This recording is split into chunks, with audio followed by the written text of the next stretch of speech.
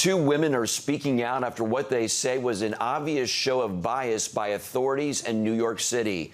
Pro-life advocates Bevelyn Beatty and Edmé Chauvin, co-founders at the Well Ministries, were peacefully protesting abortion in front of the Margaret Sanger Planned Parenthood facility in Manhattan when they were handcuffed and taken away in a police cruiser for breaking COVID-19 social distancing guidelines. This as massive crowds gathered down the street over the killing of George Floyd. Bevelyn and Edmé join us now to share more of what happened. Thank you for joining us. Thank you for having us. Thank you for having us. Thank you. So tell us a little more about that day and why you think you two were targeted. Bevelyn, let's begin with you. Well, as people may know, New York City is ran by Governor Cuomo, and Governor Cuomo, he's the governor, of course, and then Mayor de Blasio runs the city.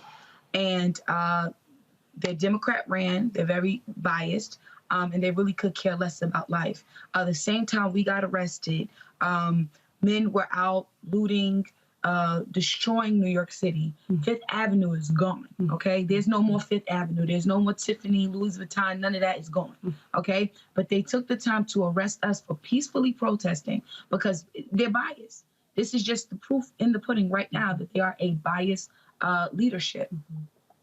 Hey, what is your take, Edmé, on what happened? Well, this is not new in terms of having to confront the police when it comes to the pro-life ministry that we've been doing now for a year and a half. We know most of the police force in New York. They're usually great. You know, they understand the rules. The one thing is that this time they used the COVID-19 virus excuses when it comes to the regulations to get us arrested. So their excuse is that we did not social distance. But my question is, how come the abortion is not social distancing from the mothers and the babies that are being murdered? It boggles my mind how we've had to nickel and dime with the police when babies are being murdered. I'd ask anyone watching now, if you have your child in that clinic being dismembered, being suctioned, wouldn't you break the walls to get that child? And so that's where we were. And we were telling people what was going on and trying to get attention and plead with the mothers. And we got arrested for doing that. Now, you have a September court date now. What are you being charged with exactly, and do you plan to fight it? Yes, we have a team already. Thomas Moore is defending us, representing us. And yes, that's September 25th in Manhattan. And right now we're charged with failure to disperse. But the crazy thing is they do not have record of arresting us. They didn't take a record of actually arresting us, booking us, anything.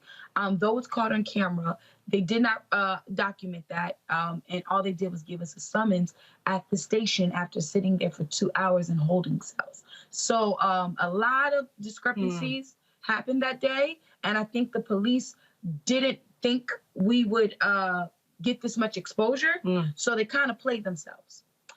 So we don't know how things are going to end, but we are more than positive it's going to be a victory, and we are going to sue them to the fullest extent. And we're going to do this for every other pro-lifer and abolitionist that stands out there on that public sidewalk. And they're going to be able to use their voice and push and fight for these innocent children. God